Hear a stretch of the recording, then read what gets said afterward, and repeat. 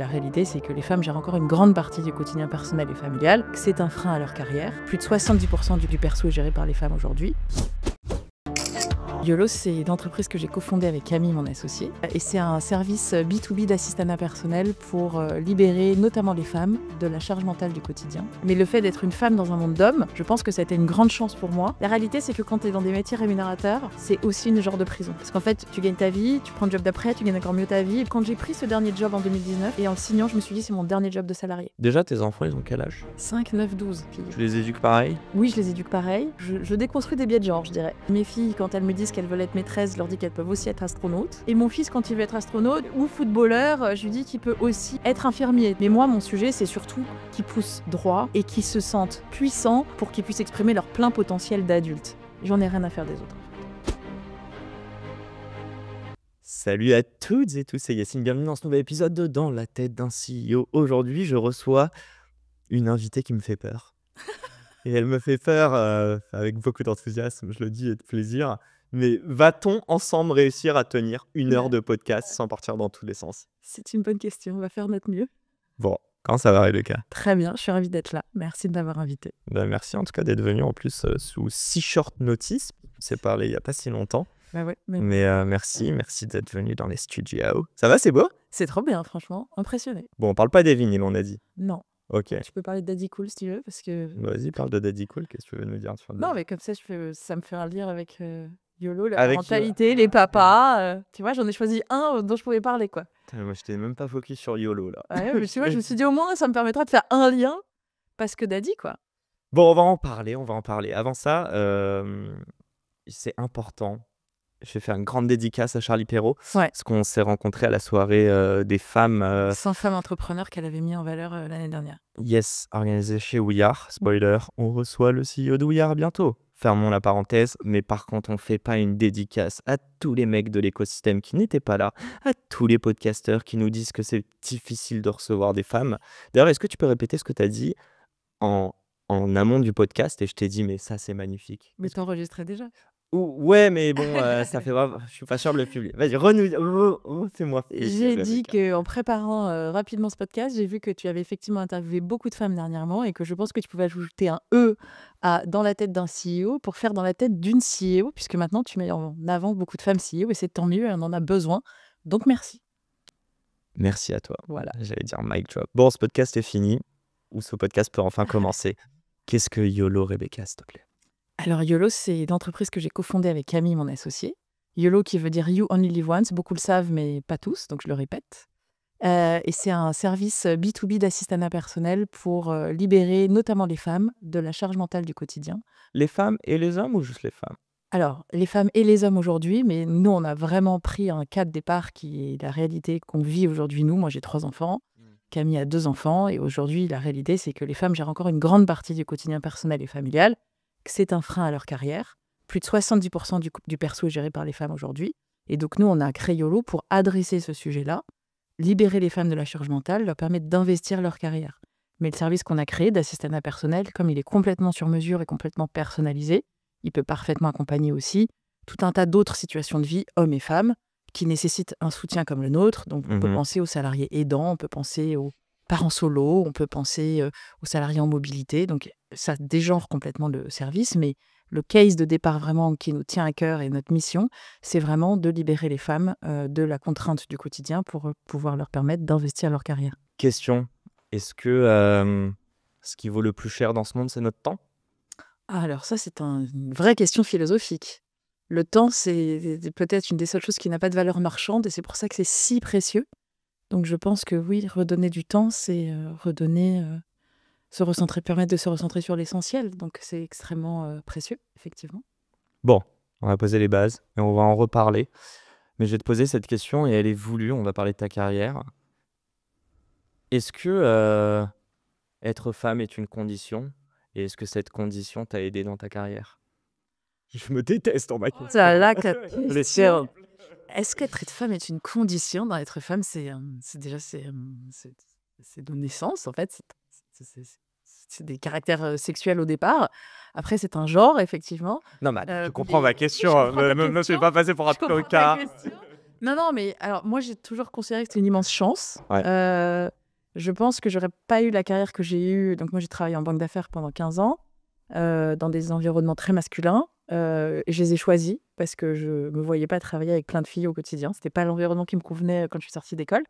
Mais le fait d'être une femme dans un monde d'hommes, je pense que ça a été une grande chance pour moi parce que je pense que ça m'a permis, au-delà du fait que j'étais probablement très compétente dans ce que je faisais, mais j'étais dans un environnement qui avait envie de faire grandir et de promouvoir des femmes. Et donc le fait d'être une femme, moi j'ai toujours vécu comme une grande chance dans ma carrière et ça a en tout cas jamais été un frein dans ce que j'ai pu réaliser. Est-ce que ça a été une aide à l'inverse? Est-ce que tu as su... Bah, quand il y a peu de femmes dans un monde d'hommes, tu es tout de suite plus visible. Donc oui, ça a été une aide parce que ça m'a permis de me démarquer peut-être plus facilement dans un écosystème qui en manquait beaucoup. Et donc, il n'y avait pas beaucoup de femmes qui avaient envie d'investir leur carrière et qui étaient éligibles à. Donc oui, forcément, je pense que ça m'a porté. Ok, mais on est d'accord que tu n'aurais pas voulu être choisie dans tes postes parce que tu es une femme. Non, mais Mais tu étais consciente non, qu'il y mais avait tu vois, j'ai eu des. moins de Enfin, contexte. ça ne se dit pas beaucoup parce que c'est pas parfaitement. Je ne suis pas sûre que ce soit hyper compliant, mais en tout cas, j'ai été chassée dans des postes où le cahier des charges implicite, c'était qu'ils voulaient mettre une femme dans ce rôle. Et j'ai Ok. été appelée parce que je cochais plein de cases. J'avais travaillé à l'international, je connaissais le monde du retail. Enfin, moi, j'ai travaillé en gestion d'actifs avant. Ouais. Je connaissais le monde du retail, j'avais géré des équipes, j'étais commerciale, donc j'étais orientée business et j'étais une femme et je cochais tout un tas de cases qui ont fait que effectivement j'ai pu accéder à des postes auxquels j'aurais probablement pas accédé si j'avais pas rempli tous ces critères, mais si en plus j'avais pas été une femme. Et ça, c'est un truc que j'assume complètement. Si j'essaie de te tirer là, c'est parce que en amont, bon, on a papoté, je crois que ça se voit, qu'on ne se rencontre pas tout de suite. Mais non, surtout, tu m'avais dit, j'étais consciente totalement que j'évoluais dans un monde de mecs. Et tu me disais que moi, être une femme, pour moi, c'était une opportunité, quoi. Mais Donc, grave, c'est, franchement, bien donc je sûr. trouvais ça cool d'être conscient pense. tout en Bien servant sûr. l'égalité homme-femme. Écoute, moi, je pense pas que j'aurais eu un poste en comité de direction à 35 ans enceinte de ma troisième si j'avais pas été une femme. Je pense que j'aurais pas eu la même carrière si j'avais pas été une femme, si j'avais pas investi cette carrière, dit que j'avais envie d'évoluer et montré que j'étais capable. Mais c'est aussi parce que cette opportunité-là, elle m'a été offerte parce qu'il y a un moment donné où il faut rééquilibrer tout un tas de choses et que quand tu as un comité de direction où tu as 3 femmes et 8 hommes, à un moment donné, c'est aussi un enjeu RSE de pouvoir montrer que les lignes bougent et donc d'aller chercher des femmes pour compléter des compétences là où il en faut. J'allais dire fair enough, mais Et c'est le sujet qu'on porte chez YOLO aussi, Ouais, de ouais. permettre justement aux femmes de pouvoir libérer leur ambition et oser des carrières qu'elles n'oseraient pas forcément, en considérant que la mixité, la diversité, c'est un moteur de performance en fait. Et c'est un moteur de performance, mais il faut le forcer par moment. On va en reparler. Moi, je vais aller sur ton moteur, justement. Ouais, qu'est-ce qui te drive depuis toute petite? Pourquoi tu veux évoluer dans un homme de mec? T'as dit ça juste avant. T'as dit je voulais pas bosser avec des femmes. Je suis assez curieux à titre perso, hein. Ouais, Parce qu'après, écoute, c'est on une va bonne parler un peu question. plus des Bon, femmes. moi, je sais pas. Donc déjà, j'ai grandi dans un monde très entrepreneur. C'est ce que je te disais quand on a préparé ce podcast, c'est que Tes deux j'ai été la parents. première salariée de 3 générations. J'ai eu des grands-parents entrepreneurs, des parents entrepreneurs. Donc l'entrepreneuriat, c'est quelque chose qui était assez naturel pour moi. J'ai fait une école de commerce, je savais pas trop ce que j'avais envie de faire et j'ai saisi une opportunité qui s'est présentée à moi. Et je suis rentrée chez Morgan Stanley en 2006, dans un monde qui était très masculin, mais c'est juste que intellectuellement, moi, j'avais vraiment besoin d'être très stimulée. Et je me suis lancé un challenge parce que moi, j'avais fait la chaire LVMH, donc vraiment, j'étais vraiment partie dans le luxe, et le luxe, on sait que c'est très féminin. Et je me suis assez vite rendu compte que c'était pas l'univers qui me conviendrait. Ok. Et je suis partie faire de la finance alors que j'en avais jamais fait avant, parce que l'opportunité s'est présentée, qu'on m'a donné ma chance. Et donc, je suis arrivée dans un monde où je connaissais rien et qui était par ailleurs très masculin. Est-ce que c'était juste... Ouais. Est-ce que on t'a transmis que l'entrepreneuriat, c'était la voie parce que ta famille de 3 générations l'a fait? Est-ce que toi, dans ta tête, si on analyse, tu t'es dit « Ok, je veux choper un job bien payé, reconnu par la société, et pire encore, dans lequel on n'attend pas forcément une femme ». Genre, te Alors, mettre des challenges. Non? moi, je suis très challenge, mais Bah c'est oui, pas je du vois tout ça. comme ça que... Enfin, je pense pas que... Même inconsciemment, non? En fait, je pense que j'ai toujours été très entrepreneur dans tout ce que je suis, dans tout ce que j'étais, mais j'attendais le projet qui se présente à moi. J'ai eu 1000 idées, mais j'ai mis beaucoup de temps à le mûrir et à décider de ce que j'avais envie de faire. Qu'en sortant de l'école, je savais pas trop ce que j'avais envie de faire et que j'ai fait un peu comme tout le monde qui était prends un job et tu verras bien. Fair enough. Tu vois? Mais après, Normal. j'ai toujours été très intrapreneur dans tout ce que je faisais. J'ai ouvert des pays, j'ai ouvert des marchés. Donc, je portais quand même ça, mais je me suis pas j'ai jamais pensé devenir entrepreneur en sortant de l'école. J'avais l'impression que je savais rien, qu'il fallait que j'apprenne et que donc j'allais me former en fait. Comment t'apprenais, selon toi? Comment? Moi, j'ai toujours été beaucoup dans le learning by doing. Tu vois, quand je suis arrivée chez Morgan Stanley et que j'ai fait de la finance alors que j'avais pas fait un fondamental de finance, j'avais jamais rien fait. Autant dire que je comprenais rien. Donc j'écoutais, le soir je potassais, j'ai ouvert 3 bouquins, puis surtout j'écoutais, je faisais beaucoup de mimétisme, j'apprenais un peu par cœur, et en fait ça l'a fait quoi. Tu utilises un mot que j'adore, c'est le mimétisme. Est-ce que tu considères que pour faire du mimétisme, c'est aussi s'identifier à des gens et commencer à reproduire leurs gestes? Est-ce que c'est la meilleure manière d'apprendre, Moi je crois que oui. de s'identifier et de Écoute, moi chaque tu vois, t'as des j'ai été vocations, quoi? beaucoup, j'ai fait beaucoup j'étais beaucoup en shadow de gens qui étaient plus seniors que moi, ils m'emmenaient, je regardais, j'apprenais et puis après je refaisais et ça marchait en fait. Et parfois tu le fais mieux qu'eux, non? Et après petit à petit, j'ai eu mes clients et j'ai fait mon truc dans mon coin et pas de la même façon Ouais, mais c'est justement à ce moment-là où tu le fais pas de la même manière et que mais tu je as des pense que beaux c'est ça qui a résultats. fait ma différence, c'est que comme Mmh. je venais pas j'étais pas dans un moule, j'avais pas fait de summer programme, de graduate programme, le parcours classique de banque d'affaires. Je venais avec vraiment autre chose et je pense que c'est ça qui a fait pas mal la différence. Et j'ai aussi grandi donc j'étais dans un environnement très entrepreneur. Et j'ai aussi une maman très militante, très féministe.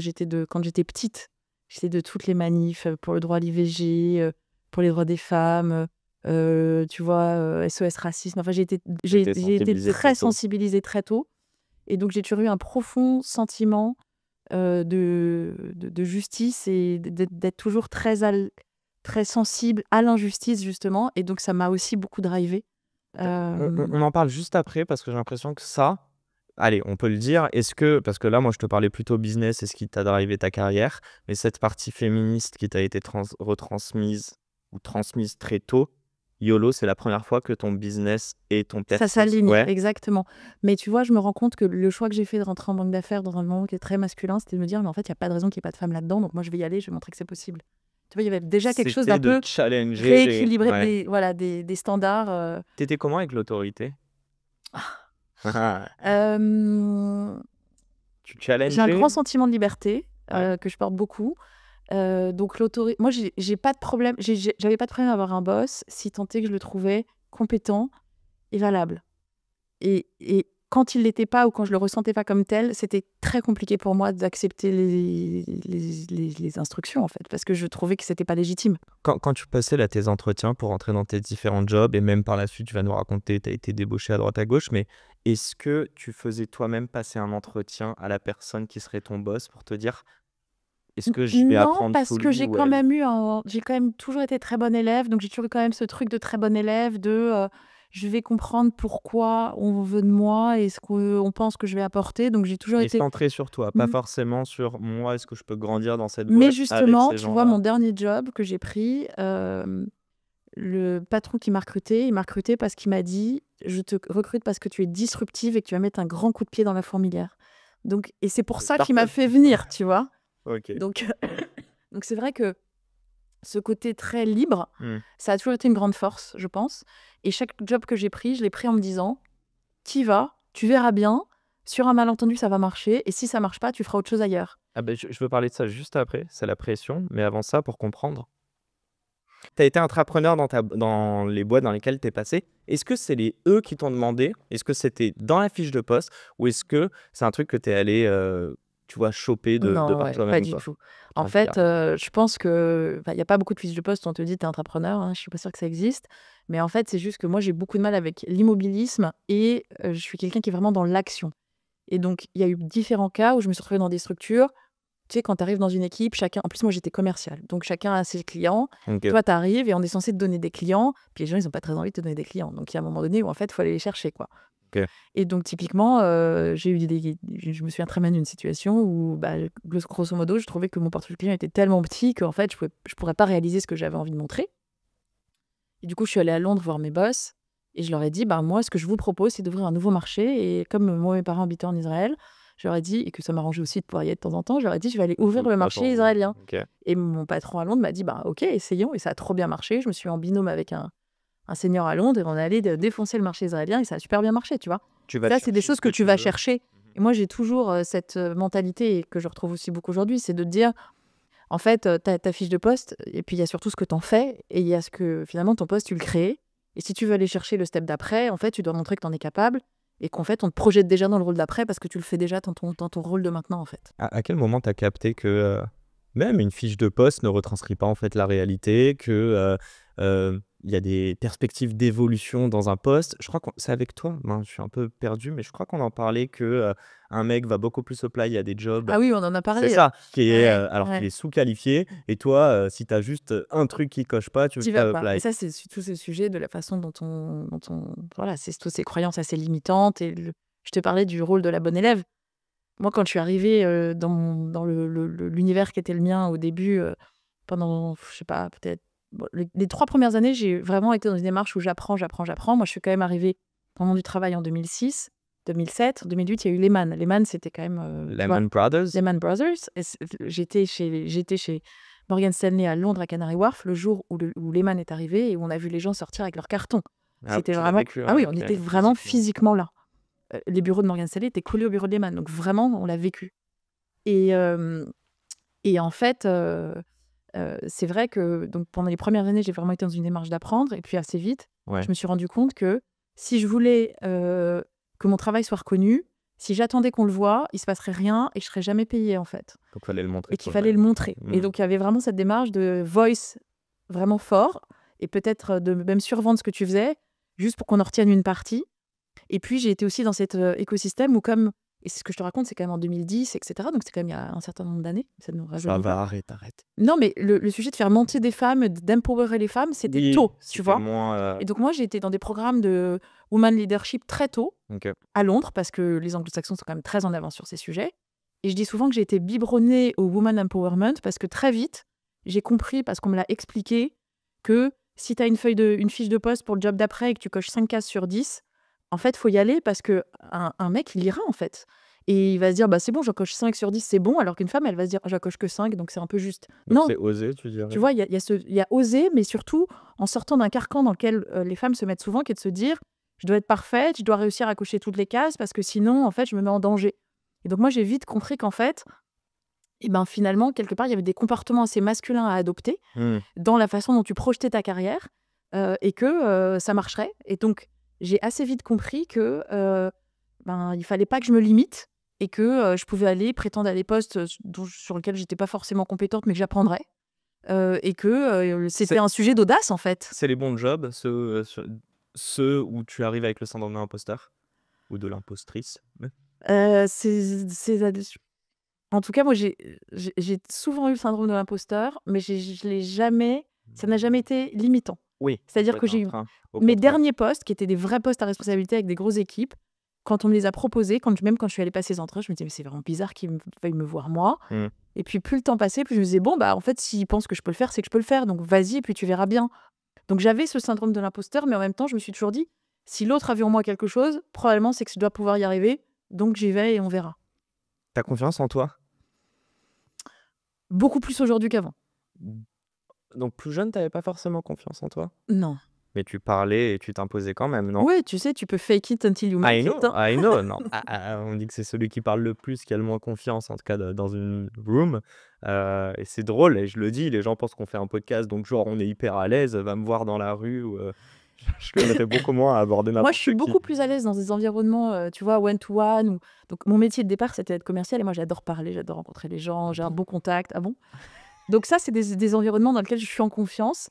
Par contre, tu me mets devant une salle, devant 400 personnes, là, je suis au bout de ma life. Alors que tu pourrais te dire: «Mais en fait, tu parles à personne vraiment». Mais tu sais, j'ai un peu ce truc où, j'ai l'impression d'être au tableau quand j'avais à 12 ans, mon pull autour des fesses et que je me dis: «Oh là là, tout le monde me regarde». Et Ça, tu c'est des sembles être environnements qui sont difficiles pour moi. le lapin dans les phares, quoi. Un Ouais, peu, ouais, tu tout le vois? monde est C'est un peu ça. Alors têtier. que des petits groupes, j'arrive à capter, j'arrive à trouver l'accroche et donc ça, c'est dans un environnement dans lequel je me sens en confiance. Est-ce que tu te mets la pression dans la vie? Tu te l'es mise, et notamment pour réussir? Est-ce que c'était très important pour toi? Non. Alors déjà, je suis pas quelqu'un qui me met la pression. Je suis quelqu'un d'assez anxieuse de nature et donc je projette toujours le coup d'après pour être dans l'anticipation et pour être en maîtrise. D'accord. Ça c'est vrai. Après, j'ai jamais voulu réussir parce que je sais pas ce que c'est la réussite. Il y a plein de façons de penser la réussite. En revanche, j'avais envie d'être autonome financièrement. J'avais envie d'être, heu de pouvoir avoir des conversations avec tout le monde et de pouvoir dans des espaces sociaux avoir un job, on allait se dire ah ouais, pas mal, tu vois, Donc reconnu par la société. reconnu. Mhm. Et pour moi, l'autonomie financière, la liberté financière était très importante. Et un jour, celui qui est aujourd'hui mon mari m'avait dit, parce que tu sais, au début, je faisais du marketing de luxe, et donc j'avais accès aux ventes privées des marques. Et un jour, mon mari m'avait dit, tu penses pas que tu ferais mieux d'aller dans un job où tu pourras t'acheter les sacs plein pot plutôt que de devoir aller dans des ventes privées? Et je m'étais dit, ah, c'est pas idiot, c'est vrai. Et mon shift vers la finance, il s'est fait comme ça, tu vois, en me disant, Tellement en drôle. fait, non, mais tu vois, ça a été cette phrase où je me suis dit, ah ouais, c'est vrai, c'est pas idiot. Pour, Et pour puis, j'avais aussi beaucoup besoin de stimulation intellectuelle. Ouais, mais c'est ça que je veux dire, mais j'ai l'impression, dis-moi, les débuts de ta vingtaine, l'argent était important, et la stimulation intellectuelle l'a été plus après 30 ans, peut-être? Bah, Non, moi, j'ai forcément. commencé à travailler, j'avais 23 ans, parce que j'ai passé mon bac tôt, j'étais en prépa et j'ai fait l'ESSEC en version un peu Arrête de raccourcie. te la péter. Non, non, c'est pas du tout ça, mais du coup, j'ai commencé à travailler tôt, c'est ça que je veux dire. Et donc, en fait, vraiment, mes moteurs, c'était l'autonomie financière et d'avoir de la stimulation intellectuelle. Et j'ai eu des opportunités de dingue. Quand j'étais chez Goldman, je pense que j'avais même pas 30 ans. J'ai Mhm. accompagné le président de la Banque mondiale, rencontré des investisseurs. Enfin, tu vois, des trucs où je rencontrais des gens, je me disais, c'est incroyable intellectuellement, la stimulation que c'est pour moi. Et ça m'a toujours beaucoup drivé. T'avais la fiche de paie qui allait avec? Oui, je gagnais bien ma vie, mais j'étais pas dans le métier le plus rémunérateur de la banque. L'asset management, on disait avant souvent que c'était le parent pauvre de la banque parce que t'es pas sur les marchés, t'es pas Oui, sur les mais gros bon, deals, mais je ça gagnais reste bien quand ma même. vie. Ouais. Après, les vrais gaps de salaire, je les ai fait en changeant de job. Et puis surtout, bon, ça c'est la mini parenthèse, tu me l'as dit, mais toi, toutes les augmentations, t'as tapé du poing sur la table? T'es allé les chercher, tes augmentes? Écoute, je suis allée.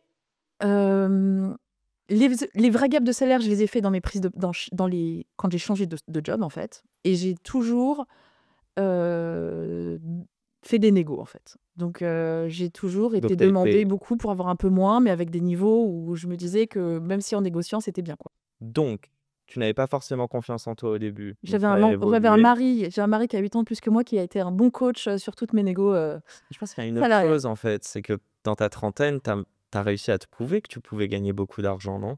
C'est ça que moi je veux te taper, c'est est-ce que le coefficient, je répète, il y avait deux choses, c'était liberté financière et l'autre c'était une stimulation intellectuelle Mhm. slash reconnaissance par la société. Est-ce que le deuxième n'est pas devenu plus important, ton why, que ton how many ou how much du job? Ou peut-être pas, hein, c'est moi qui En, les oppose, en mais à toi de fait, me dire. bon, déjà, moi, je les aurais pas forcément posés, mais c'est surtout que, en vrai, je m'en fiche de l'argent tant que j'ai pas besoin de le compter. Ce que je dis est bizarre, mais si tu veux, moi, j'ai pas du tout de truc à dire. Je gagne tant, je m'en fous. C'est pas le sujet. En fait, moi, j'ai juste besoin de répondre à mes besoins et pas de devoir me restreindre.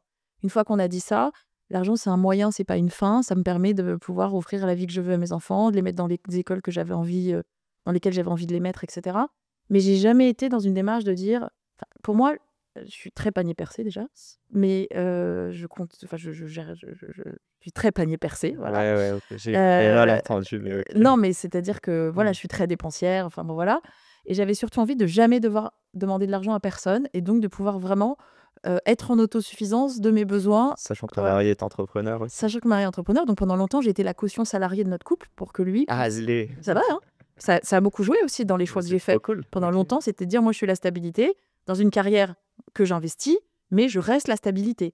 Et lui, il développe son truc et puis ça reste beaucoup plus aléatoire, donc moi, je reste la caution stable. Pour autant, aujourd'hui, chez YOLO, on est d'accord que tu gagnes moins d'argent que lorsque tu étais en CDI? Ah bah aujourd'hui, chez YOLO, on se paye pas encore, donc Alors, ma clairement. question est simple. Pourquoi avoir attendu 15 ans de beaux salaires en Ouais. finance pour te lancer dans l'entrepreneuriat?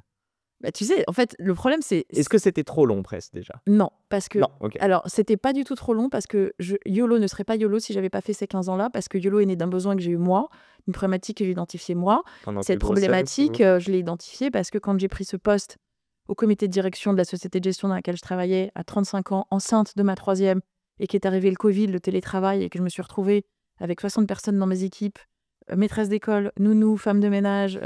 Non, mais c'était hyper dur. Et c'est à ce moment-là que j'ai cherché de l'aide pour déléguer du perso et que je ne l'ai pas trouvé. Et YOLO est vraiment né de ce besoin-là. Et ce besoin, je ne l'aurais pas eu si j'avais pas eu cette carrière-là, cet âge-là, cette T'as famille-là. créé Donc, ça pour toi. tu vois, donc au départ, je l'ai Ouais. créé. Enfin, j'ai répondu à un besoin que j'avais moi, tu Non, vois. mais c'est Donc, souvent les meilleurs donc projets. ma Après, faut carrière, valider que ce soit elle global. n'a Mais pas du tout été trop longue. Ça a été un chemin, en fait. sans... Donc, ce qui manquait, c'était l'idée. En fait, j'ai tout. Alors, pour moi, ce qui manquait, c'était deux choses.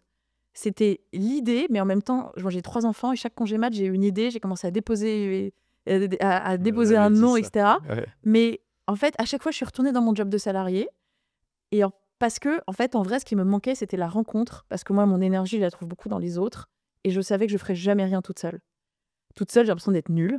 Et j'attendais la rencontre qui allait faire que j'allais me dire, ça y est, avec cette personne, je peux y aller. Et cette rencontre est arrivée, donc en Camille, qui est mon associé. Et cette rencontre, elle date de 2022, tu vois. Faut que je t'en parle et c'est vraiment mon prisme. J'ai l'impression de me reconnaître dans ce que tu dis. Pour autant, j'ai très peur de me dire que je dépends des autres. Pour autant, je sais que même ce que je veux faire, que ce soit le podcast, que ce soit mes autres projets, c'est pour servir des gens avec d'autres gens. Donc c'est que ça. Mais typiquement, sur mon projet, j'ai pas encore réellement cherché d'associé. Je sais qu'un jour, c'est sûr et certain qu'il m'en faudra un ou une. J'aimerais bien une d'ailleurs. Mais par contre, pendant longtemps, je me suis pas lancé en me disant voilà, ça sert à rien, je peux pas le faire seul. Tu vois ce que je veux dire? Est-ce que toi, comment tu arrives à faire en sorte que ce que tu dis je dis dépendre, mais c'est pas dépendre, c'est co-créer aussi, c'est vouloir aimer le collectif. Comment tu fais pour que ça soit pas pénalisant? Moi, je trouve que cette association, c'est ma plus grande force, en fait. Donc, je le vois pas du tout comme quelque chose de pénalisant. Si tu veux, Mais t'imagines si l'association avait pas eu lieu, il y aurait pas eu YOLO? non. C'est pas dommage? Si En t'avais tout cas, il ça n'y au aurait pas eu fond le dans YOLO tes tripes. d'aujourd'hui. Il y aurait pas eu le Ouais. YOLO d'aujourd'hui. J'aurais peut-être démarré toute seule, mais on n'aurait pas fait quelque chose d'aussi fort et d'aussi puissant si on n'avait pas été toutes les deux, ce binôme-là, en fait. Et donc, moi, tu vois, je vois, parce que quand j'ai quitté donc mon dernier job de salarié, Ouais. quand tu as fait 15 ans quelque chose, moi, j'avais l'impression que je ne savais rien faire, d'autre que ce que je faisais. Et donc, dans ma négo de sortie, puisque là, ça ramène au sujet de la question financière, T'as demandé une j'ai formation. demandé un accompagnement à la reconversion professionnelle en entrepreneuriat. Donc, j'ai été accompagnée par un cabinet. Et je suis arrivée avec un début d'idée. Et surtout, j'avais l'impression que je ne savais pas forcément comment monter une boîte. Et en fait, ce qui a été très chouette dans cet accompagnement, c'est que ça m'a permis de me rendre compte de toutes les forces et les compétences que j'avais développées dans cette carrière-là et comment j'allais les mettre au service de mon projet d'entrepreneur. Et ça a été un vrai shift, en fait. Est-ce que c'est vois plus dur d'être entrepreneur que d'être expert d'un métier après 15 ans d'expérience? Et moi, j'avais l'impression d'être experte de rien, si tu veux. Moi, je gérais des gens, je faisais chef d'orchestre, je mettais en Mais musique. tu comprenais tout le langage, Oui, mais si tu veux, le truc, c'est que je vendais des fonds d'investissement. Et moi, ce que j'aime faire aujourd'hui, et je pense ce dont je suis bonne, c'est je suis nativement et profondément commerciale. Et ça a été ce que j'ai fait au début de ma carrière. Et puis après, ma carrière a fait que petit à petit, je suis sortie du terrain pour prendre d'autres responsabilités. Et là, chez YOLO, je suis revenue dans ce que je sais faire, dans ce que j'aime faire et dans ce qui m'anime, tu vois. Et donc, en fait, ça m'a permis La vente, tu veux dire? Ok. d'aller raconter, d'aller D'aller convaincre. convaincre. Et ça, c'est vraiment ce qui m'anime. Et c'est ce, je pense, dans quoi je suis vraiment bonne. Plus que le management, par exemple. Plus que le management, par Donc si exemple. demain YOLO, et c'est tout le mal que je te souhaite, on va en parler là, t'inquiète. Vous avez, enfin je sais pas, bref, vous embauchez beaucoup de sales. Tu voudras jamais avoir un head of sales ou une head of sales. Tu veux quand même chapeauter ça, toi. Ça, c'est un vrai sujet. En fait, c'est un vrai sujet, mais T'as le droit, t'es libre ouais, financièrement. ouais. Moi, aujourd'hui, je suis pas libre financièrement. Mais je suis plus libre financièrement. Et d'ailleurs, je vais revenir juste sur ce point parce que tu me disais tout à l'heure pourquoi tu as attendu 15 ans. Ouais. La réalité, c'est que quand tu es dans des métiers rémunérateurs, c'est aussi une genre de prison. Parce qu'en fait, tu gagnes ta vie, tu prends le job d'après, tu gagnes encore mieux ta vie. Et puis après, tu te dis, mais en fait, à quel moment Quelle est la fin? Enfin, tu Et vois, si j'arrête maintenant, est-ce et que moi, j'ai en fait, perdu je m'étais 15 ans? lancée, Ouais. quand j'ai pris ce dernier job en 2019, en le signant, c'était le 23 décembre, j'avais mon échographie de 12 semaines de ma 3e et cette offre. Et en le signant, je me suis dit, c'est mon dernier job de salarié. Et je me suis fait cette promesse à moi-même de me dire, t'y vas, c'est un challenge, tu vas le relever, mais après, tu fais ton projet. Et vraiment, tu vois, je me suis tenue à ça parce que je sentais depuis longtemps que c'était quand même ce vers quoi il fallait que j'aille. Et mon corps a commencé à me le dire en réalité. C'était quoi la limite que tu avais dans Moi, je voulais ce pas job-là? Moi, ce que je voulais surtout pas, c'est être mandataire social d'une boîte qui n'était pas la mienne. Et donc, non, mais c'est vrai. Et donc, en fait, le poste d'après, c'était un poste de CEO d'une boîte qui n'était pas la mienne. Et moi, je voulais être CEO de ma boîte. D'accord, donc c'était la perspective d'évolution Ouais. de Le la job carrière d'après, je qui voulais que ça était... soit dans ma boîte à moi. Et donc, Ok. je m'étais dit, c'est le dernier poste de salarié. Tu rentres dans un comité de direction, tu vas apprendre plein de choses. Tu vas avoir des sujets politiques hyper transversaux. C'est hyper formateur. Vas-y. Et puis après, tu seras équipé pour monter ta boîte. Et donc, c'est vraiment comme ça que je l'avais pensé. Et c'était la promesse que je m'étais faite, c'est de me dire, ça fait plusieurs années que tu dis que tu vas monter ta boîte, mais là, il faut que tu y ailles. Donc, tu prends ce job-là et tu iras ensuite. Et cette promesse, je l'ai tenue, mais aussi parce que réellement, mon corps m'a dit qu'il fallait que je fasse autre chose. Quand tu dis, je peux bien comprendre. J'avais très mal au dos, j'avais du D'accord. mal. Enfin, tu vois, j'avais physiquement des symptômes de quelque chose qui me disait que j'étais plus alignée avec moi-même, en fait. D'accord. Donc il y a un Et ça, cette petite désalignement. voix, C'est et intéressant. ces désalignements, je le vivais physiquement. C'est-à-dire que j'avais le dos bloqué tout le Tu le temps. vis physiquement parce que tu n'écoutais pas ta voix intérieure. Bien sûr. D'accord. Et ce sujet d'écouter cette voix intérieure, ça, c'est quelque chose où j'ai vraiment mis 15 ans à le faire. Est-ce que c'est tellement intéressant, donc ça a pris 15 ans pour Ouais. apprendre réellement à te connaître, parce que c'est ça, écouter sa À voix écouter. intérieure et à C'est- s'écouter. Moi, je viens d'une famille où on m'a s'accepter même. beaucoup dit le corps est rien, l'esprit est tout, tu te reposeras quand tu seras morte. Tu vois, ce truc de vraiment la puissance de l'esprit. Et donc, j'ai toujours été très cérébrale, en Les fait. darons entrepreneurs, quoi. Non, mais tu vois, j'ai toujours été très cérébrale et pas forcément à écouter mes besoins, mon corps. Moi, je suis un peu genre une machine. Vas-y, t'as un objectif, t'y vas. Quelle que soit l'énergie que ça te prend, j'ai un niveau d'énergie qui est très élevé. Donc, ce truc d'écouter, de se dire je suis fatiguée, je me repose, je lève le pied, mais pas du tout. Et d'ailleurs, quand j'ai quitté mon dernier job de salarié avant de faire YOLO, j'avais dit à mon mari, là, franchement, je pense qu'il faut que je fasse un break, je fais une petite pause. Un mois après, j'avais cofondé un collectif pour accueillir les réfugiés ukrainiens en France, tu vois. T'aimes pas, pas rien faire. Ah non, je sais pas faire. On est d'accord. Ouais. Moi, je sais plus avec qui on en parlait, mais même, tu sais, j'ai 30 ans, donc il y a quelques années, j'ai fait mes études, j'ai eu la chance de beaucoup voyager. Impossible, mais même partir 3 semaines. Mais qu'est-ce que je m'emmerde à la fin, moi. Genre, il y a ce côté de... Je sais que, après, c'est pas la même chose. T'es en famille et que t'as mérité tes 3 semaines. Moi, j'étais à l'étude, donc c'est en étude. C'est pas comme si je créais de la valeur. Mais il y a ce truc de me dire, j'ai besoin d'un objectif. J'ai donné un ordre d'idée. Quand j'étais petit, et d'ailleurs, j'y ai pensé hier, c'était très drôle. Hier, je préparais mes affaires pour aujourd'hui. T'as sorti ta chemise à l'avance, ton pantalon. Et oui, je me suis dit, oh là là, c'est une blague à faire. C'est que genre j'ai 30 ans, mais je me là à 8 ans, tu sais, préparer mes affaires pour le lendemain. Et en fait, Comme c'est ce une que je fais avec manière mes de me enfants en ce moment. Ouais, mais c'est Tu projettes ta journée d'après, quoi. Ouais. exactement. Je sais pas, ça me... Je sais C'est une plus façon pourquoi de te je disais- rassurer aussi. Hein. C'est une façon de me rassurer, mais je sais que j'ai toujours vécu dans l'avenir. C'est bizarre, je dis ça, mais je suis aussi quelqu'un de très nostalgique. Je dis ça avec mon pote. Parfois, on parle, tu vois, je lui parle du Canada. C'était quand même, on y allait à 18 ans. Si, mais il faut que t'arrêtes, mec, hein, à me parler de l'avenir. T'es en train de monter un projet C'est et marrant, tu me ça. parles de ça. Moi, tu mon vois. mari est très comme ça. Il est tout le temps il a vachement de nostalgie d'avant, etc. Alors que moi, je suis tellement dans le présent, dans le Je futur. pense que c'est la crainte de ne pas retrouver aussi bien et en même temps de se dire qu'à l'instant T, on était quand même à se projeter dans le futur, donc on n'a peut-être pas profité. Tu vois ce que je veux dire? Ouais, je comprends. Et puis moi, j'en parle dans mon podcast, mais les premières années de mon podcast ont été en parallèle. D'ailleurs, c'est pour ça qu'il y a eu le podcast, c'est que socialement, c'était hyper dur. Mon retour en France, donc ouais, j'ai vécu des petites déprimes, quoi. Mais merci, chers auditeurs et chers invités. Et c'est drôle parce que tu C'est vois... l'année de la santé mentale, tu sais, 2025. Oh, ah ouais? Ouais. Ok, heureusement que j'ai commencé à la traiter un peu plus tôt.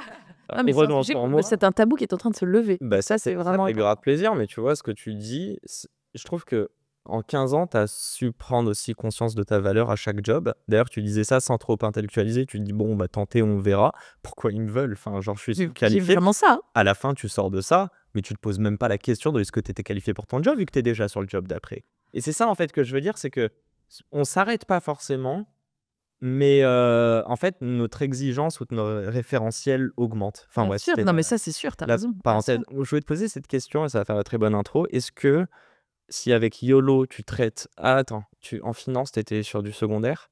Non, moi, je vendais des fonds d'investissement du primaire et du secondaire, mais je vendais des Ok. fonds d'investissement cotés pour la plupart. Ok. Mais donc côté sur du secondaire, du coup. Non, côté, tu vois, donc typiquement, une action, une Ah, obligation qui est cours de cotée sur les finance. marchés, Ouais. c'est constitué dans un véhicule d'investissement qui s'appelle une SICAV. Et donc, c'est un Ok. véhicule dans lequel tu as plein Et toi, c'est un d'actions. truc de tout En fait, c'est ce pool, cette SICAV, donc ce véhicule d'investissement très diversifié parce qu'il y a plein de choses à l'intérieur que je vendais ou que mes équipes vendaient. Donc, tu peux en avoir sur les actions européennes, les actions américaines, sur les pays émergents, sur des boîtes fondées par des femmes, enfin bref. Et donc, sur des thèmes ou sur des régions. Ok. En actions, en obligations, et puis après sur du non-coté, donc du private equity, de l'infrastructure, et du secondaire, effectivement, Ouais, quand elle il y est en pas avait avant. experte. Non, j'ai quand même un reste. Hein. Je m'en souviens. Du coup, je vais te poser quand même ma question. Ouais. Je vais être cash. YOLO, humain. Finance, argent. Ah, On yes. oppose l'argent et l'humain C'est aujourd'hui. très marrant que tu me dises ça, parce que... Alors, est-ce qu'on oppose l'argent et l'humain? Non, je ne pense pas qu'on doive opposer l'argent et l'humain, parce que l'argent, c'est quand même un moyen de... Ouais. C'est déjà un moyen, et puis c'est Tout à fait. surtout... pour revenir aux réfugiés Ce qui syriens, permet revenir de en France. faire changer plein de lignes, d'améliorer la société, voilà. Donc ça reste aujourd'hui quelque chose dont on a besoin pour pouvoir porter des projets, pour pouvoir faire bouger des lignes, pour pouvoir transformer la société. Donc je pense pas qu'il faille l'opposer, mais c'est marrant que tu dis ça parce que moi, j'ai jamais considéré que j'étais dans un univers qui était drivé par des mauvaises valeurs pendant 15 ans et que tout d'un coup, j'étais aujourd'hui dans un univers drivé par des bonnes valeurs. Mais un jour, j'ai eu une conversation avec ma mère, du coup, et elle m'a dit Tu te rends compte, j'avais honte, t'étais dans un univers capitaliste. Et moi, je l'ai regardé, je me suis dit Elle est entrepreneur. Ma mère était avocate. Ok. Et elle faisait, je parle au passé parce qu'elle est à la retraite, mais elle faisait beaucoup de droit des étrangers. Tu vois, donc moi, j'ai grandi avec. On Une est dans la maman gauche. très très engagée, très très à gauche, Vraiment, on s'entendrait mais très bien, gauche en tout cas. gauche chic, gauche Ah bah voilà. moi, Mais très engagée, très militante. Ouais. Et donc pour elle, me voir arriver dans une banque américaine, elle avait raté son éducation, tu vois. Et ça, j'ai vraiment mis beaucoup de temps à le comprendre, vraiment, tu vois. Vraiment, je pense qu'elle l'a hyper mal vécu. Et toi, ça t'a fait du mal? Et pas du tout, parce que j'ai pas du tout vu ça. Je l'ai pas du tout compris, en fait. Donc quand elle te disait ça, Mais ça m'a fait rire. Je Ah, la ok, regardais en me disant, tu mais disais juste, elle a pas n'importe quoi, compris. en fait, Ok. tu vois. Mais du coup, tu vois, je l'avais jamais perçu comme ça. Et c'est là où je me suis dit, ah oui, en fait, effectivement. Mais moi, en fait, j'ai un socle tellement tourné vers les autres, tellement social profondément, etc., que en fait, je me suis jamais dit, tiens, je vais dans un univers qui est pas du tout aligné avec mes valeurs. Je l'ai ressenti par moments, et d'ailleurs, ça m'a fait Man- poser des questions. Genre manque d'éthique, tu dirais, dans tout ça? Pas manque d'éthique, mais Bah, même dans les invests. mais surtout le fait d'être assez hors sol par rapport à une réalité, tu vois.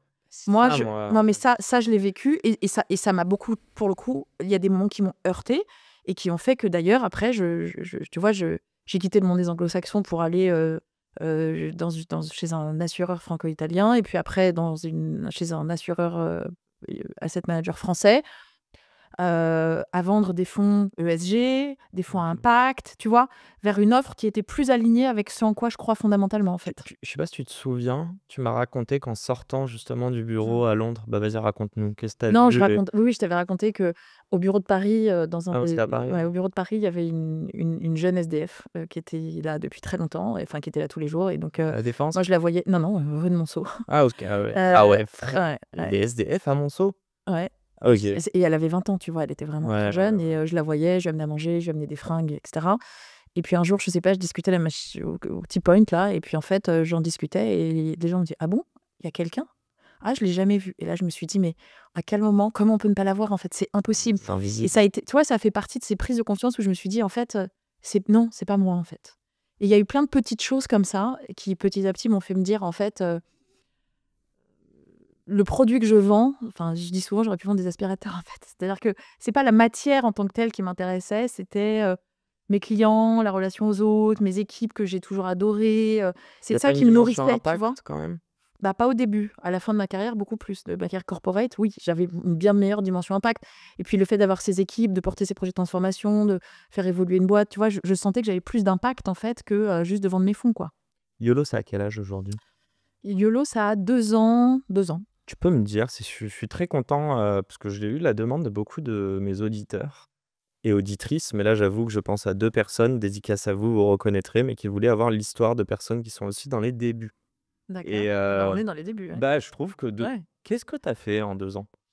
Alors, On lui sortait mon donc, petit calepin là. en 2 ans. Donc, avec Camille, on a créé YOLO en juillet 2022. On a travaillé dessus quelques mois avant. On a interrogé 400 femmes pour comprendre leurs problématiques. Elles nous ont dit être au bout du rouleau dans 90% du temps, devoir passer 1 heure par jour à gérer des sujets perso sur leur temps de travail. On s'est dit, OK, on a touché un truc du doigt, on y va.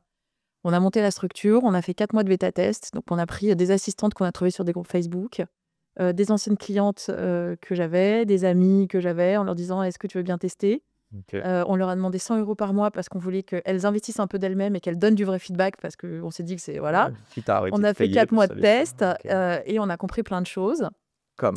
Le fait que le besoin de déléguer était là, mais que déléguer son perso, c'était très nouveau, que c'était quelque chose qu'il fallait qu'on arrive à craquer, qu'il fallait qu'on pense notre expérience comme quelque chose qu'on aurait voulu pour nous et qu'on le fasse comme on l'aurait fait pour nous. Donc, nous, on a fait le choix de ne pas faire une boîte tech au départ, mais d'aller vraiment faire du service, mais d'aller le faire. On a craqué tous les groupes Facebook de parents pour aller chercher les bons plans, les bonnes adresses. Là, tu vois, on a fait les choses vraiment différemment, je pense. Est-ce qu'il y avait un Heu, problème dans la conception des gens, de à quel point c'est abordable demain d'avoir du personnel? Je te dis ça, bah, tu vois, on en parlait, moi je suis marocain. Au Maroc, dès que tu as un peu de moyens, c'est normal d'avoir du personnel chez toi. En oui, mais le coût du France, personnel, c'est pas le même. mais bien évidemment, c'est pour ça que je dis ça. En Bien sûr. France, c'est pareil et du coup, moi, d'ailleurs, c'est drôle, mais la relation que j'ai avec le personnel là-bas, je suis très gêné. Alors qu'au Maroc, C'est très normal. c'est Ouais, normal et c'est pas méchant. Au contraire, c'est respectueux. bien sûr. C'est faire vivre aussi d'autres Ouais. personnes. Ça, c'était la petite parenthèse culture. Hem, du coup, j'ai oublié ma question. C'était quoi? Ta Je crois question, c'était le délégué du perso, enfin le fait ouais, est-ce de qu'il y avait un problème de se dire dans notre tête, culturellement en France, bah, tu vois, on le fait pas, quoi, donc c'est trop cher, c'est réservé à une élite, bah, c'est tout ce qu'on fait chez YOLO. On démocratise l'assistanat personnel pour faire en sorte que ça soit plus réservé à des happy few, mais que ça devienne accessible dans le quotidien. comment tu Le démocratises? fait est Ouais, que la difficulté bon, nous, on a fait le choix du B2B, donc de passer par les entreprises. Notre service, aujourd'hui, YOLO n'existe pas en B2C OK. parce que nous, on veut faire évoluer les organisations et on est absolument persuadés que si tu repenses l'organisation pour les femmes, tu la repenses pour tout le monde et que c'est le Covid a fait en sorte et le télétravail ont conduit à ce que le pro rentre dans le perso et donc nous, on est absolument convaincus que c'est la responsabilité de l'entreprise d'adresser le salarié dans son entièreté et donc d'intégrer son perso. OK. Nous, on a fait le choix du B2B et donc de faire financer ce service par les entreprises. Une fois que tu as dit Financer, ça, ouais. parce qu'on scale aussi plus vite, Bah, parce qu'il y oui, a aussi bien des plus sûr gros budgets et et que le bah, coût ça doit d'acquisition en par B2C, on en aurait eu pour il aurait fallu lever des millions et nous, on a fait le choix du et bootstrap c'est pour plus dur l'instant. à convaincre, c'est Heu plein d'employés, quoi. et puis, il y a des enjeux, il y a la loi Rixain, il y a une C'est quoi ça? la loi Rixain, c'est la loi de Marie-Pierre Rixain qui, contraint les entreprises de plus de 1 000 salariés à avoir, 30 de femmes dans leurs instances dirigeantes en 2027, 40 en 2030 et donc les entreprises qui sont très en retard, elles doivent accélérer sur ces sujets et donc faire monter des femmes et donc l'idée, c'est que YOLO est un outil au service de cette féminisation-là parce que ça permet aux femmes de se donner la possibilité de prendre le poste d'après, puisqu'on les libère des contraintes du quotidien. Et le vrai frein, en fait, c'est celui de se dire que t'es pas un moins bon parent, une moins bonne maman ou un moins bon papa si tu délègues tout un tas de sujets chronophages du quotidien à quelqu'un et Mmh. qu'au contraire, déléguer, c'est hyper puissant, c'est un super pouvoir et c'est ça qu'il faut déconstruire. C'est cette espèce d'injonction de super parente, c'est mon rôle de parent de tout gérer, que personne ne le fera mieux que moi et que s'il y a des choses que j'arrête de faire, finalement, c'est que je suis nulle. C'est ça qu'il faut vraiment déconstruire en fait. Et ça, on l'a Comment tu compris. fais? Ouais, Oh bah ça, c'est beaucoup de de pédagogie pédagogie, de aussi. l'accompagnement. Quand on démarre avec, les entreprises qui sont nos clients, on fait un kick-off, on déconstruit tout ça. D'accord. On enfin, nos assistantes sont très présentes dans le quotidien, elles sont très proactives. Mais Ou comment tu es allé convaincre les premiers en fait, si du coup tu dois acculturer des gens? ouais, bah, alors, tu sais, c'est cette courbe de l'acquisition produit où nous, on a d'abord ciblé, les early adopters, ceux qui étaient les plus à la pointe de l'innovation RH. Donc tu vois, des grosses boîtes du CAC 40 qui sont très en avance sur les sujets sociaux et sociétaux et c'est ceux qui ont démarré avec nous parce que ce qu'on fait, c'est de la vraie innovation RH. Et OK. donc, on leur a dit: «On va faire un pilote, on teste sur 10, 15 salariés» et puis un pilote, on a amené un deuxième, un troisième, et cetera. Peut-être Et ton en réseau 2 ans, puisque c'était vas-y. ta question, Ouais, on a démarré quand même 10 entreprises du CAC 40, des cabinets de conseil. Donc on a été quand même assez vite, en fait. c'est ton réseau et celui de Camille ça? C'est notre réseau, ouais. Non, mais Bah, en même c'est temps, là où tu tu montes une vois boîte que à 36 et 38 ans, tu ouais, c'est sors pas plus simple, d'école, ouais. bah, tu as, un réseau, tu as un peu de sous de côté, tu as aussi un background qui parle pour toi et qui fait qu'on se dit: «OK, bah, Vous on peut êtes lui faire legit. confiance, elles Mmh. sont légitimes» et donc ça permet aussi d'aller plus vite, heureusement, parce que les 15 ans, je les ai pas perdus, en fait. Je pense que je les ai gagnés. Vous avez mis combien chacun? C'est pas On indiscret? a mis 50 000 € chacune Et et on a eu 50 000 € de la BPI, aide à la faisabilité. et tout est cramé là déjà? Non, pas du tout, parce qu'on est rentable, déjà depuis fin de l'année Ah, 2024. interesting. Donc est-ce que vous occultez l'idée de lever des fonds un jour? On l'occulte pas, mais c'est pas, enfin, nous, on a fait le choix du bootstrap et de démarrer en faisant du test and learn. On a réussi à mettre en place un modèle économique où nos clients nous payent à l'avance. Donc on a quand même une capacité à investir dans notre développement et Qu'est-ce qu'elle si est on doit forte. accélérer en allant lever de l'argent, on le fera.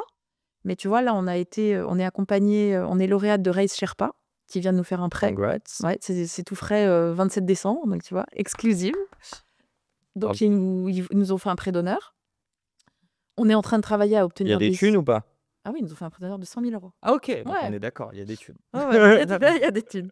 On travaille à avoir de la subvention pour travailler justement pour investir notre tech, puisque comme je te disais au départ, on a fait du service et maintenant, Nous, notre enjeu, c'est de scaler, d'automatiser tout ce qu'on fait. On a traité plus de 15 000 tâches en 2 ans, donc clairement, il y a de l'automatisation à mettre en place.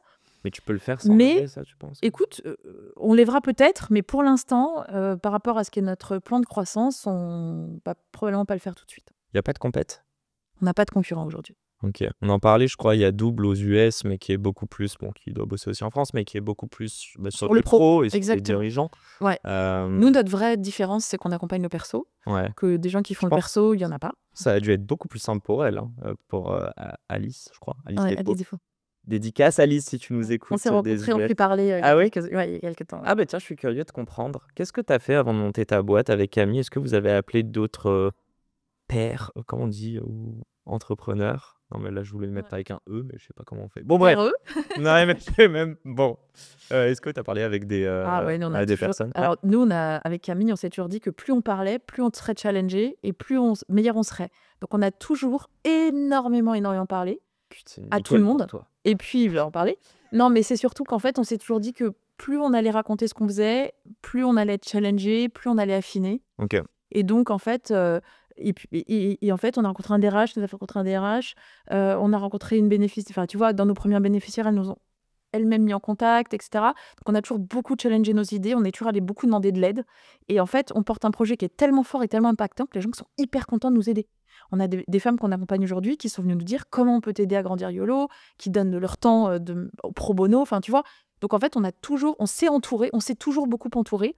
On n'est pas dans des incubateurs. Mais en fait, on a reconstitué notre écosystème autour de nous, en fait. Donc, entourage. Hyper Entourage. important. Ouais, hyper important. J'allais dire, vous êtes sur quoi là en ce moment? Tu nous disais, c'est vraiment scaler la tech? Enfin, mettre de la C'est tech? structurer nos opérations, mettre de la tech, automatiser, industrialiser nos process. Aujourd'hui, on accompagne 300 salariés. On veut se mettre en ordre de Très marche pour bien. pouvoir en accompagner 4000. On est Camille et moi. On a un Logistique. directeur des opérations, un support tech et 50 alliés. Alliés? Ah, nos assistants personnels, on les appelle les alliés, ouais. D'accord. Parce que c'est des vrais alliés du quotidien. C'est ton épaule, ton relais. Eh ben, j'allais dire, qui sont ces profils? Ces alliés? Ouais. Euh, Comment vous les sourcez? Alors, aujourd'hui, on a la chance d'avoir beaucoup de demandes entrantes. On reçoit beaucoup de candidatures spontanées, donc on va plus les chercher. Ok. Mais c'est intéressant parce qu'on crée un nouveau métier. Le métier d'allié, il n'existe pas. Le métier d'assistante personnelle, on le crée. Et il est vraiment dans cette mouvance du futur du travail où nous, nos alliés, elles sont freelance, elles travaillent de chez elles, d'où elles veulent, comme elles veulent. On leur demande 15 à 20 heures par semaine de dispo. Ouais. Et c'est des femmes qui ont eu des carrières corporate, qui ne se sont pas forcément retrouvées elles-mêmes dans leur maternité en entreprise, qui post-Covid ont pu suivre un conjoint en région, qui à un moment donné ont envie d'avoir de l'impact aussi, et d'avoir D'accord. du sens dans ce qu'elles faisaient, Il y a un qui côté rejoignent ce sororité. collectif. Ah, il y a un immense côté sororité. Ok. Quand on match un salarié ou un entrepreneur à une alliée chez YOLO, il y a un questionnaire de matching, il y a beaucoup d'empathie par l'expérience. On va matcher une maman de jumeaux à une maman de jumeaux, une maman solo à une maman solo. Donc, parce qu'on se comprend, parce qu'on se connaît. Et c'est ça qui fait la différence. La magie de YOLO, elle est beaucoup dans le fait que c'est hyper libérateur d'avoir quelqu'un qui te comprend et qui va pouvoir prendre le relais. Et donc, c'est un collectif qu'on fait grandir, qu'on forme, qu'on anime, qui se parle beaucoup. On croit beaucoup à la liberté, à l'intelligence collective. Donc, on les a structurés en squad. Ok. Et elles font grandir YOLO avec nous, en fait. Si tu peux me parler. Dernière question sur YOLO et c'est très rapide. Ah non, allez, je te pose cette question-là. J'allais te parler plutôt d'émissions, mais en réalité, je suis sûr qu'il y a plein de choses qu'on peut aller voir sur le site. Moi, ce qui m'intéresse. Il n'y a aucune limite à ce qu'on fait, nous. On Ouais, fait tout le vous perso, faites tout. le plus hard du perso, quel qu'il soit, sans aucune limite. Je veux pas creuser. Je ne veux pas. Non, mais je veux dire, on est dans le dur du quotidien. La vraie vie, elle n'est pas. Ah, tu vas pas c'est l'appeler pas- pour qu'il torche les fesses de ton gosse. Non, mais il va te trouver quelqu'un pour le faire. Non, mais ce que je veux dire, c'est que non, mais la vraie vie, c'est pas. La vraie vie, c'est pas d'aller voir Beyoncé et d'aller dans un dîner Oui, dans un ouais. 3 étoiles. La vraie vie, c'est ton gosse qui a des poux, Ouais. trouver un rendez-vous de passeport en urgence, l'orthophoniste, le hard du quotidien, en fait. Tu vois. je vois ce que tu veux dire. Je voulais savoir, est-ce que tu peux nous apporter de la valeur en toute transparence? C'est quoi la pire connerie que vous ayez faite de débutante avec Camille? J'ai pas demandé si Camille avait déjà monté une boîte avant ou pas. du Camille, tout. elle est entrepreneur social. Ouais. Camille, elle a D'accord, monté une donc elle fondation a- dans l'éducation et après, elle a monté la première licence de l'école 42 en Afrique du Sud. Ah, trop drôle. Elle a monté un réseau qui s'appelle We Think Code et elle a Ok. vécu 7 ans Elle tenait très bien tonton Niel. en Afrique du Sud. Et en rentrant en France, elle avait envie de remonter une boîte et donc on l'a montée ensemble. Bon, bah Camille. Voilà. Ok, je n'ai rien dit. Et donc, La plus grosse connerie qu'on ait faite, c'est de ne pas se faire assez confiance. C'est-à-dire qu'au départ, je demande. quoi? Ah ouais. Mais tu sais, c'est toujours pareil. Tu fais quelque chose de nouveau, tu as l'impression que tu sais rien faire et que les autres savent mieux que toi. Donc, tu vas aller chercher du conseil, payer des gens pour te faire des trucs. Et en fait, en réalité, Non, mais tu vois, au départ, on s'est dit, OK, comment on va faire un user journey, une user story? Ouh là là, il faut qu'on se fasse aider. Oh là, franchement, il faut qu'on paye quelqu'un. Donc, on a pris des agences et en fait, ils nous ont pondu un truc et on était là, bon. En fait, on s'est rendu compte qu'il fallait vraiment qu'on se fasse confiance, qu'on suive notre intuition et qu'il y a plein de choses qu'on pouvait faire à nous-mêmes plutôt que de le faire par quelqu'un parce qu'en fait, en réalité, on sait ce qu'on veut, quoi.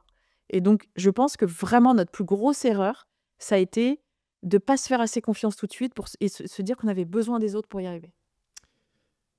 Même si déléguer est un super pouvoir, ça on est d'accord. Accessoirement. Mais le fait est qu'il y a plein de choses qu'on aurait pu faire par nous-mêmes. Ouais. Et comme on avait l'impression de ne rien savoir, on a fait confiance à des gens qu'on pensait sachants, alors qu'en fait on savait très bien. Bon, on a parlé un peu du temps au début. Ouais, on a parlé un peu de la femme. On va mixer ça. C'est les questions de fin, pardon. J'aimerais savoir, c'est quoi le... Déjà, tes enfants, ils ont quel âge? 5, 9, 12. J'allais dire hommes et femmes, garçons et filles. Garçons, filles, filles. Ok. 12 garçons, 9 filles, 5 filles. Tu les éduques pareil? Je les éduque pareil. Mais je crois que... Oui, je les éduque pareil. Mais je crois...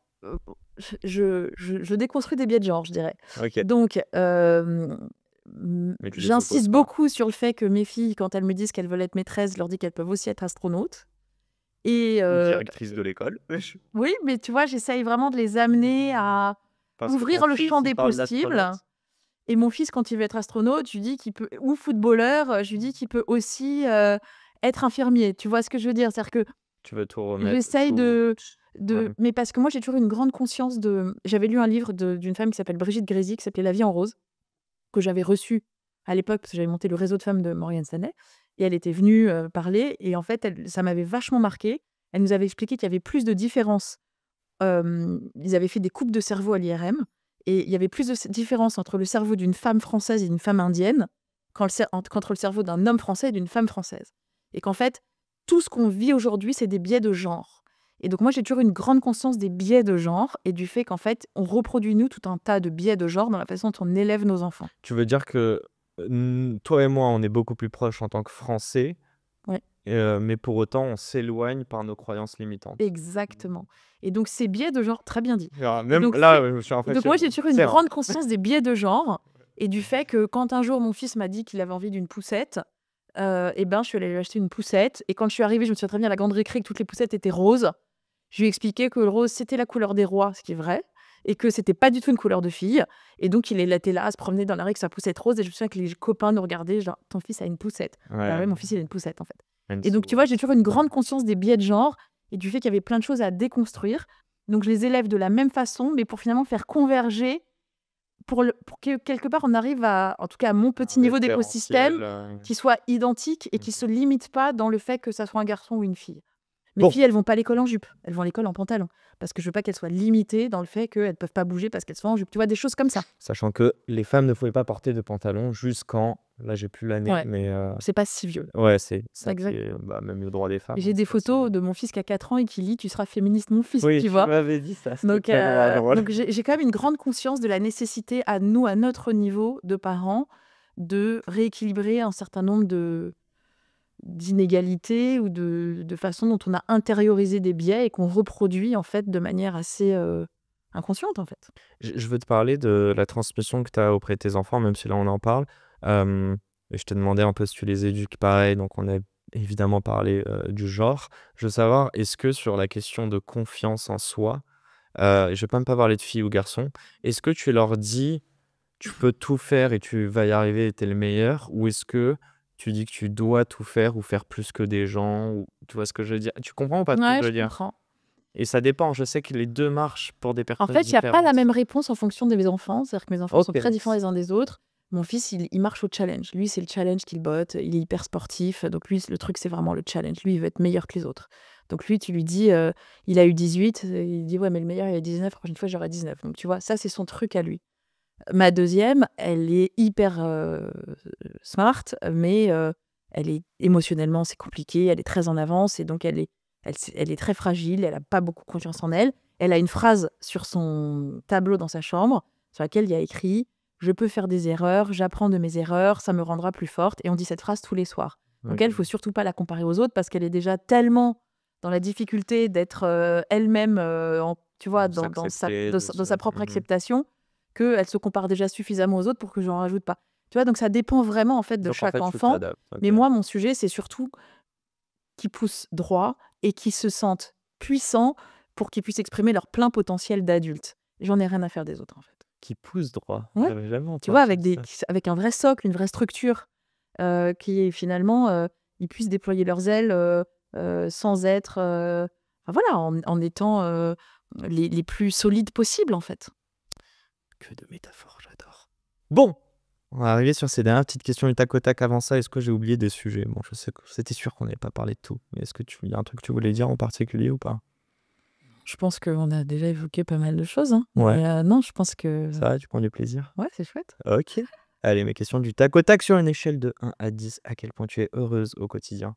9, Sur une échelle de 1 à 10, à quel point tu es riche au quotidien?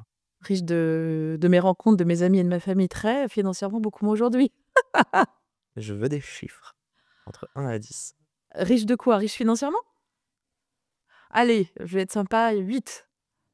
Quoi sympa? Ça pas être sympa avec moi, mais je note qu'il manque 2 points pour atteindre 10. Très Bah bien. attends, si t'as achieve, peut-être tu te lèves plus le matin. Très bien. Sur une échelle de 1 à 10, à quel point ton quotidien d'entrepreneur ou entrepreneuse, tu dis comme tu veux, à quel point il t'apporte du sens dans ta vie perso 10. et à quel point ce même quotidien te demande de l'effort ou est 12. difficile. Ok. Et c'est la dernière question. On revient sur tes enfants. C'est quoi la matière que tu aimerais qu'ils aient à l'école qui n'existe pas? L'empathie. L'empathie? Je sais qu'on en parle beaucoup. Ça se travaille, l'empathie. Ouais. Parce que quand j'entends ta fille, moi je suis un hypersensible, j'ai un très fort quotient émotionnel. Ouais.